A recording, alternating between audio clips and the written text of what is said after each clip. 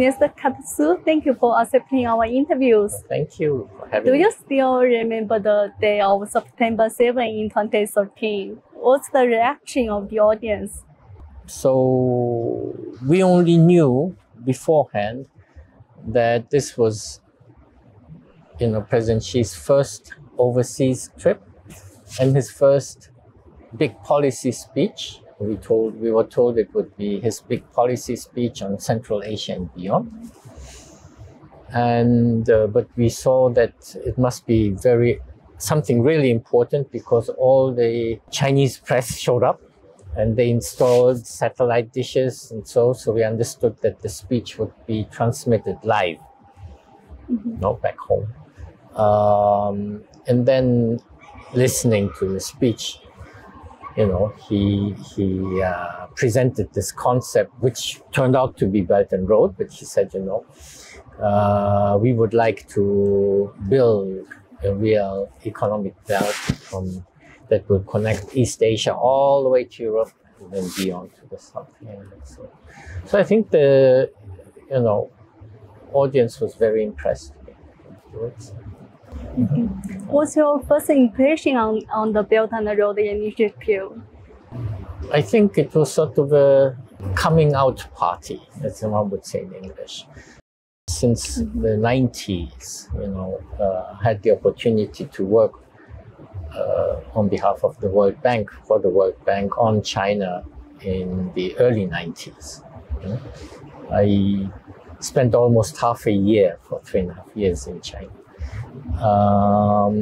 And you really started to see the fast growth. I was also, as a city in particular, responsible for Shanghai.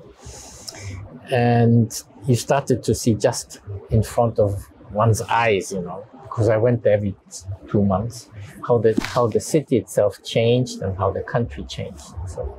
And then, of course, it accelerated 2008. But then there was this what's called the Great Financial Crisis.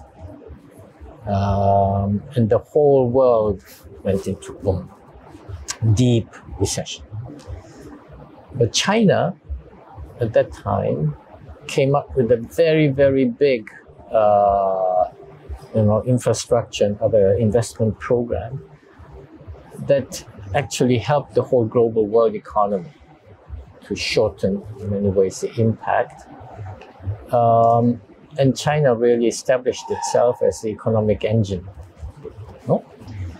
And then President Xi and his Belt and Road speech and initiative, I think, really put China on the map. And with sort of a proposal of a development model and development partnership, which was quite different from the traditional ones before. So I think in that sense, it was a very, very important initiative, and we see it still today. This year marks the 10th anniversary of Belt and Road Initiative. How many changes have you seen in Kazakhstan? The interesting thing is, Kazakhstan actually, when in 2013, 10 years ago, in September, Belt and Road was proposed. I mean, at least the land portion. Then 2 months later, I think in Jakarta, the sea portion. When this was proposed, Kazakhstan government had prepared its own connectivity and transport program, an infrastructure program called Nulizhol, means enlightened path, roads. And in that sense, because Kazakhstan also was thinking in similar terms already and had its own plans, in a way, for Kazakhstan, China's Belt and Road was very complementary.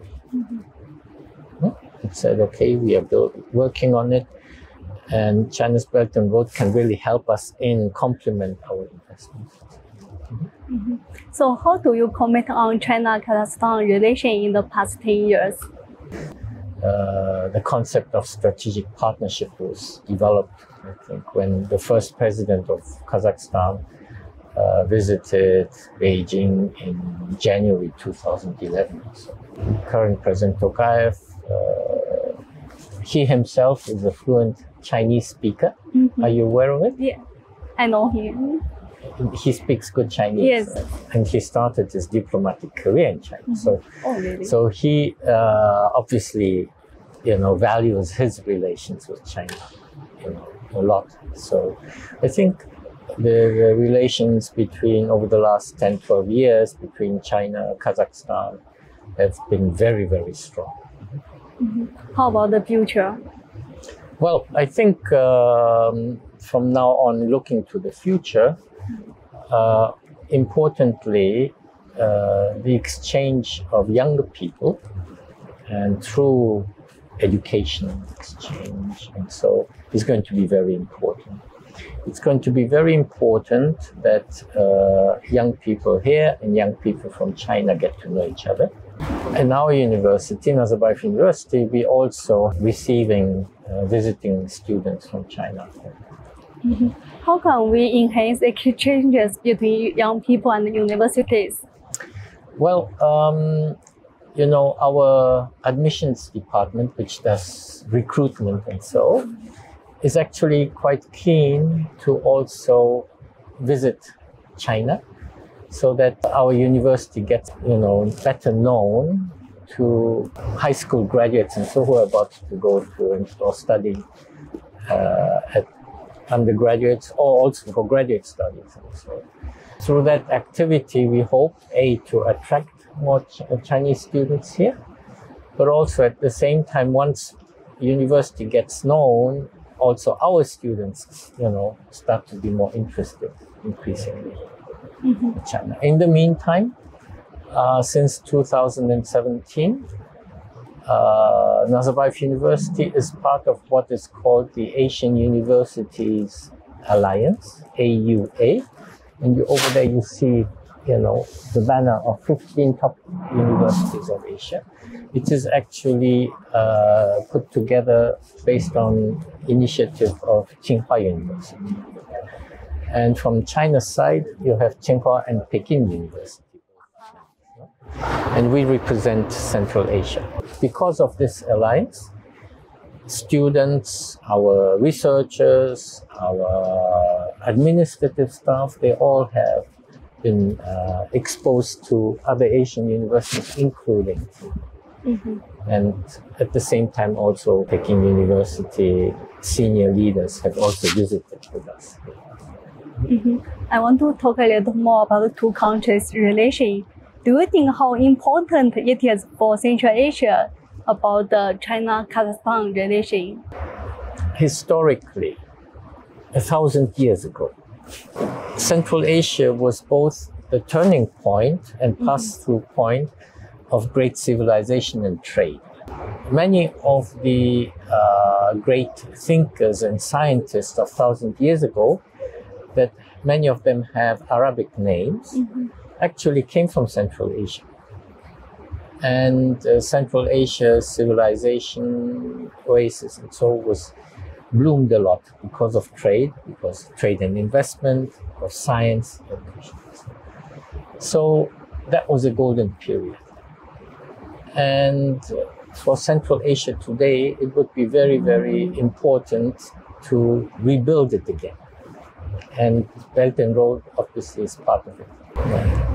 We are in a world full of uncertainties. Yes. So what's the key for the Belt and Road initiative in the future? I think precisely because, there's this expression called VUCA world.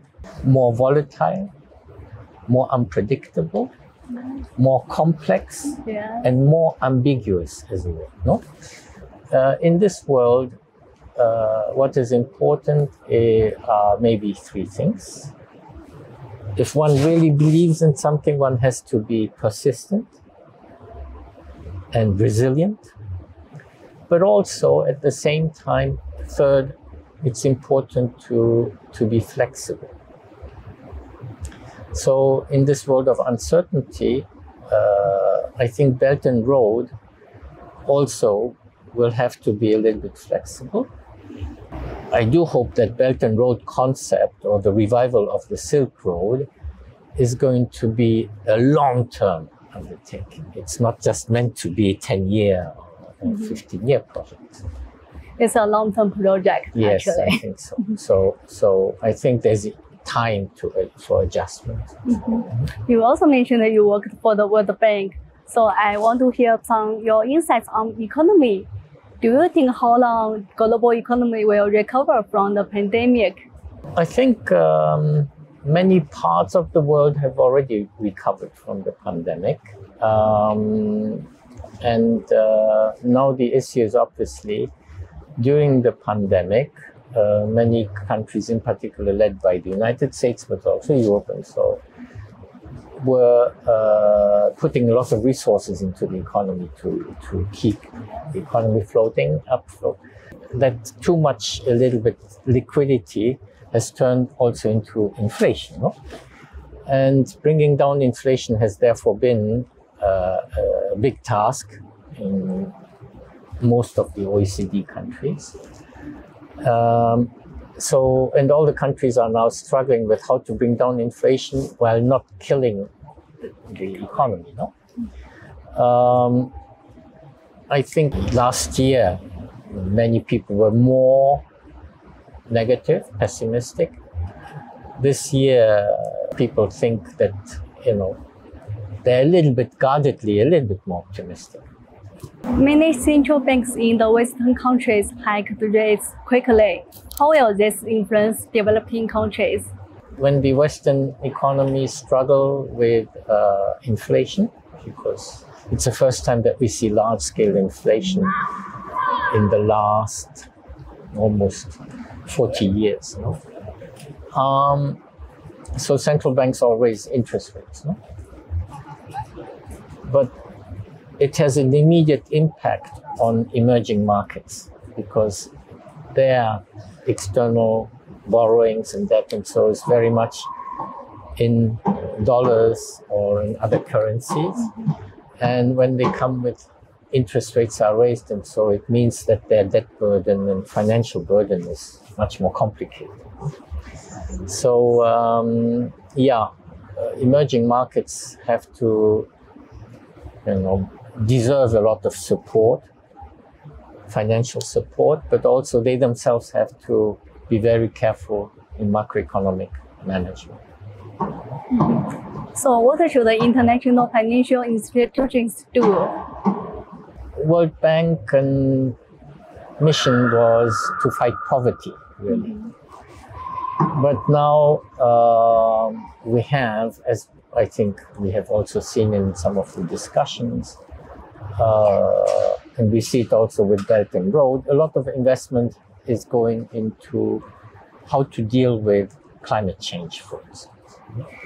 And I think, and there's also something called the Social Development Goals, United Nations Agenda 2030.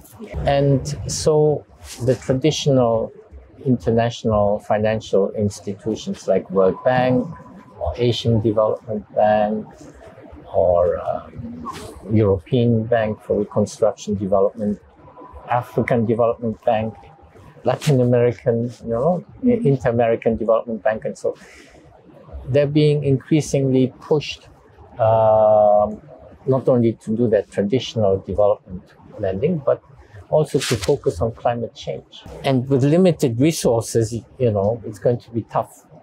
So probably there has to be a big agreement that, okay, you want these international organizations to take a bigger role in fighting climate change or helping countries there, then you also need to give these banks more resources. So that lending resources and investment resources increase. And many of the governments that own the banks don't want to give them more money because they themselves also have a lot of fiscal problems. So it's not an easy situation. How should the international community work together on climate change? Well, on climate change in particular, we know there are no borders in climate change. You know, the planet, our world is an interconnected single ecosystem. The weather patterns, you know, and what we've seen is already a lot of extreme weather events. In the end, I think everybody has to work together forward.